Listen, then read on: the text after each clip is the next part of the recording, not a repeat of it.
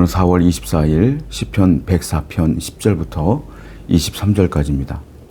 오늘 본문은 하나님께서 천지를 창조하셨는데 그 천지를 창조하시고 그냥 놔두는 것이 아니라 하나님이 그 천지 피조물들이 어떻게 살아가야지에 대한 질서를 확립했다는 거예요. 그래서 그 피조물들은 하나님께서 정해놓으신 그 질서대로 살아가고 있다. 우리 역시 하나님의 피조물이기에 하나님이 만들어 놓은 그 질서 안에 거해야 된다라는 거예요. 그러면서 과연 우리 성도들이 어떠한 마음으로 세상을 살아갈 것인가, 이 부분을 한번 말씀을 통해서 보고자 합니다. 1절이에요. 여호와께서 샘을 골짜기에서 솟아나게 하시고 산 사이에 흐르게 하사 각종 들짐승에게 마시게 하시니 들나귀들도 해갈하며 공중의 새들도 그 가에서 깃들이며 나뭇가지 사이에서 지저귀는도다. 자연을 얘기하고 있어요. 여기 보니까 골짜기에서 물이 흐른다는 거예요. 산 골짜기에. 그리고 들짐승에게 그 물로 마시게 한다는 거예요. 또 새 얘기도 합니다. 나무가 있는데 새들이 깃들이며 거기 둥지를 짓고 살게 하신다는 거예요. 자, 여기 나열된 동물들, 나열된 물, 골짜기, 산, 나무, 사람들이 관심을 두는 곳입니까? 절대 그렇지 않죠. 여러분들이 지금 산골짜기에서 물이 흐르는 것 누가 관심을 갖겠어요? 그 물 흐르는 그 골짜기에서 동물들이 그 물을 먹고 산다는 것 누가 관심을 가져요? 내 삶이 바쁜데. 그리고 산에 새들이 나무에 둥지를 짓고 사는 것 걱정하는 사람 누가 있어요? 저 새들은 어떻게 살아? 누가 걱정해요? 아무도 관심 없는 것, 아무도 관심도 없고 신경도 쓰지 않는 곳, 하나님이 만든 그 자연을 누가 신경 쓰느냐? 하나님이 신경 쓴다. 사람들이 보지 않는 곳에서도 하나님은 일하신다. 그리고 하나님이 만들어 놓은 그 피조물들을 하나님이 보호하시며 먹이시며 입히시며 공급하신다 이거예요. 하물며 하나님이 그 만들어 놓은 피조물 중에 가장 사랑하는 우리는 하나님이 과연 먹이시지 않겠느냐, 입히시지 않겠느냐, 공급하시지 않겠느냐 이거예요. 성도 여러분, 하나님은 우리의 공급자가 되어 주십니다.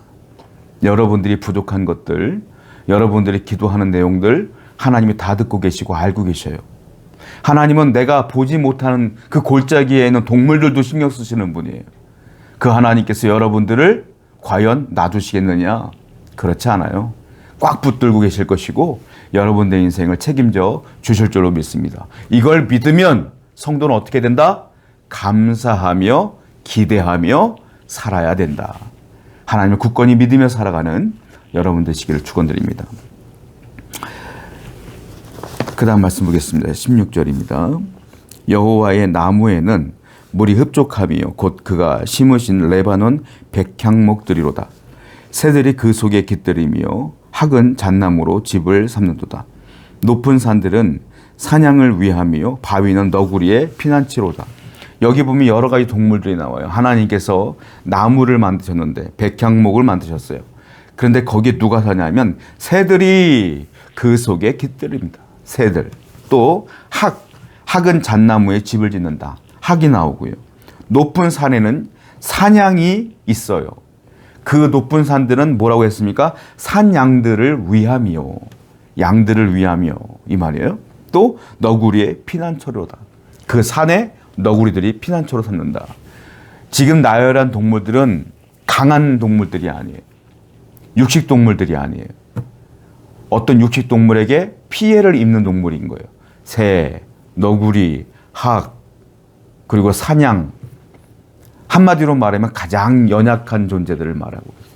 그 연약한 존재들까지도 하나님이 살 수 있도록 인도해 주셨다.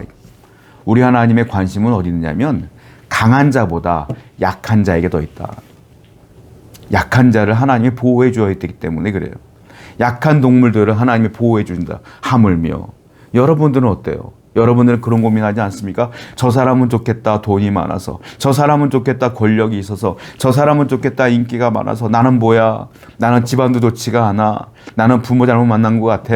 나는 가진 게 없어. 여러 가지로 여러분 스스로 고민하지 않아요? 걱정하지 마세요. 하나님은 하나님의 백성들을 다 돌보시지만 특별히 연약하고 약한 여러분들에게 관심이 많으세요. 여러분들의 부족한 부분들을 하나님이 채워주실 줄로 믿고 우리 또한 소망을 품으며 예배자로서의 삶을 끝까지 살아야 될 줄로 믿습니다. 사냥을 돌보신 하나님, 학을 돌보신 하나님, 너구리를 돌보신 하나님, 새들을 돌보신 하나님이 여러분도 돌보아 주실 것입니다. 19절부터 볼게요. 여호와께서 달로 절기를 정하시며 해는 그 지는 때를 알도다. 주께서 흑암을 지어 밤이 되게 하시니 삼림의 모든 짐승이 기어나오나이다.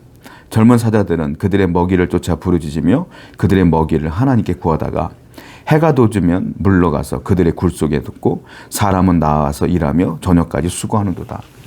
여기 보면 때에 대한 얘기야. 시간 보면 해가 있고 달이 있어요. 달이 절기를 정하시며 달이 절기를 정했기 때문에 해가 나타날 때가 있고 사라지는 때가 있다는 거예요.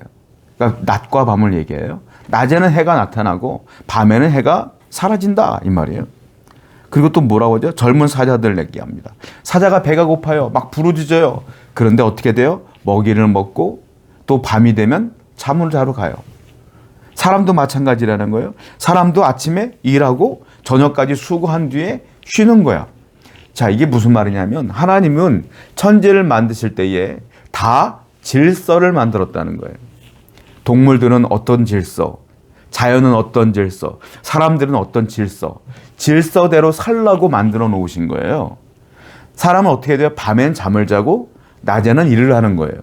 그리고 또 하나의 질서를 만들어 주셨어요. 뭐였습니까? 너희들은 6일 동안 일하고 마지막 7일 때는 뭐합니까? 안식하라.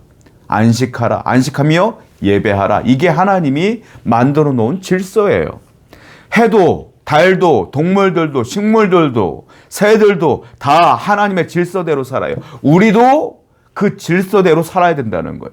열심히 수고하고 그리고 하나님을 예배하는 예배자로 살아가는 것이 질서대로 사는 것이다. 오늘도 항상 이 말씀을 기억하고 말씀의 기준대로 하나님이 만들어 놓은 그 질서대로 예배자의 삶을 살아가는 여러분 되기를 축원드립니다. 기도하겠어요. 우리 또한 예배자의 삶을 끝까지 살아낼 수 있도록 인도하여 주옵소서. 예수님의 이름으로 기도드렸습니다. 아멘.